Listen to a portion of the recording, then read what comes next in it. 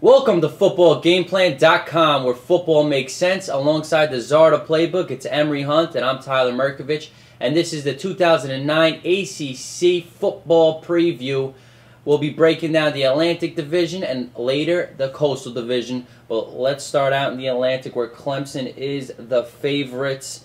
And Dabo Swinney taking over for Bowden. This team has disappointed in the past when they've always let you down before. 7-6 last year. They returned 15 starters. And, of course, your boy, the most explosive running back in college, C.J. Spiller. C.J. Spiller is one of the best players overall in the country, and I look for him to be even more explosive this year. I think Dabo Swinney is going to realize that you can give this guy the ball 20 to 25 times a game. He can carry the load. He's going to make that offense that much more explosive. Him and Jacoby Ford, speed to burn, and Jacoby Ford is going to be a real good receiver prospect this year. Willie Corn, their sophomore quarterback, he's going to get the nod. And 79 career starts on the offensive line, led by offensive guard Thomas Austin. Offense will be interesting this year. Defensive side of the ball, they're led by a sensational sophomore, Daquan Bowers, and another senior on the other side of defensive end, Ricky Sapp. Two bookends. They bring in a highly touted true freshman defensive lineman, defensive end, Malika Goodman. So that line is going to be difficult to deal with. Yeah, you look at Clemson stable has been that defensive line. They can rush the passer. Linebackers are real stout. They could chase down the play because the defensive linemen keep those guards and tackles off the second level. Secondary is real strong with Cresden Butler, another guy that's real good in the secondary. So Clemson has a real good defense. They were real stout against the run. So this year, if they can hold up there in the bargain, Clemson can make some noises. I know we say that every year, but this year can really be the year they make some noise. Two highly touted freshmen. They also bring in Bryce McNeil, wide receiver, and JKJ, offensive lineman. Let's see if they can help them on the offensive side of the ball.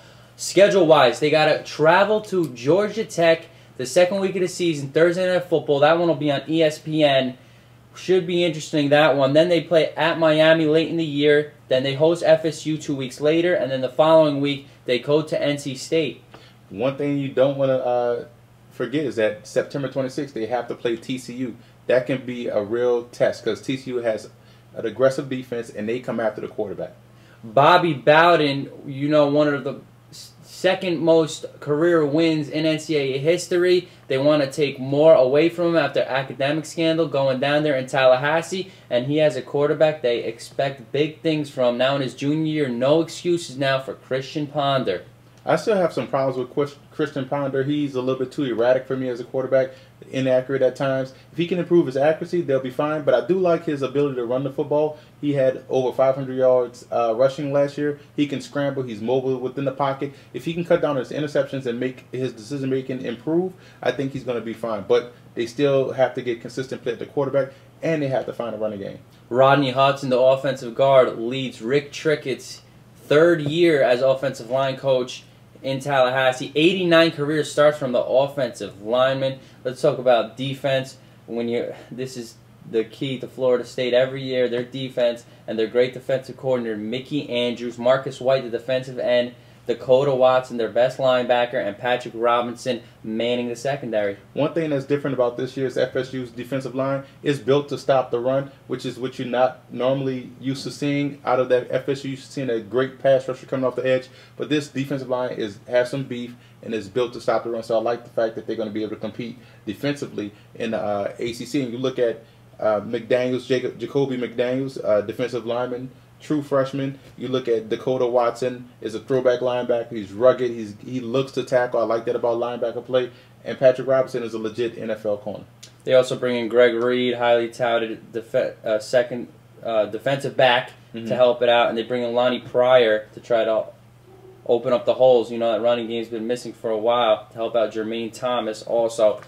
This year, interesting non-conference schedule. They got to go to Mormon country. They're at BYU early in the season. And, of course, they close out this season against Florida. Another interesting game, new matchup. They host South Florida. Yeah, one thing, they're at Clemson, at UNC, and at BYU. That's a tough road slate for Florida State. Well, it's been a tumultuous offseason in Chestnut Hill for the Boston College Eagles. Coach Jeff Jagodzinski, he's fired after he applies for a head coaching job in the NFL. Now he's a Tampa Bay Tampa Bay Buccaneers offensive coordinator. Frank Spaziani, the defensive coordinator of BC, now head coach. And, of course, their leader, their linebacker, Mark Herzlich, he's going to undergo some cancer treatment. So hopefully he can get better and get on the field. Our prayers go out to him. But a lot of change. Their offensive line, they're saying this is going to be one of the best offensive line ever, led by Anthony Costanzo, left tackle, Matt Tennant, the center. And, of course, they paved the way for a great freshman running back last year. Now he's a sophomore, Montel Harris. Montel Harris had 900 yards last year, and he's an awesome prospect. Speed, he has agility, and he finishes runs. I like Montel Harris. Defensive side of the ball, Mike McLaughlin's going to have to step up in the absence of Herzlich. And they bring in a highly touted defensive lineman, true freshman Quinn. So they're probably going to be able, in the end, they're going to try to probably run the ball. They're probably going to get to run the ball. But is their defense there? Is their offense there? Is their playmaking ability there? I don't think it's the same that it has been in the last couple of years, the way they were so consistent. Their defensive line is undersized, so that they're going to get beat a lot up front. Teams going to be able to run the ball on these guys, but I love their linebackers. McLaughlin had 4 sacks last season, so they have real good linebackers. But undersized up front is a recipe for disaster. I'll be shocked if the Eagles win 5 or 6 games this year. Week 2, look out! Kent State comes in to Chestnut Hill. Would not overlook. You don't want to look any team coming out the MAC because they play good defense and they have spread offenses. But they're at Clemson, they're at Virginia Tech. They get Florida State at home and NC State at home. It's a real tough schedule for BC. Former BC coach Tom O'Brien, of course, he's now the NC State head coach. He's in his 3rd year now. They returned 14 starters. They were 6-7 last year. Russell Wilson, the mobile quarterback, finally is the man. And offensive lineman, right tackle, he's a monster. Jarrell McCullough, 6'7", 335. They're going to try to lead that offense. Russell Wilson is a guy that came into the game last season and showed tremendous leadership for a redshirt freshman. Led those guys to a victory over then undefeated ECU. Threw 17 touchdowns and 1 interception. That's an awesome ratio. That means he has real good decision-making skills. He's accurate, and he's real good with the football. I like Russell Wilson. Defensive side of the ball, I love this guy.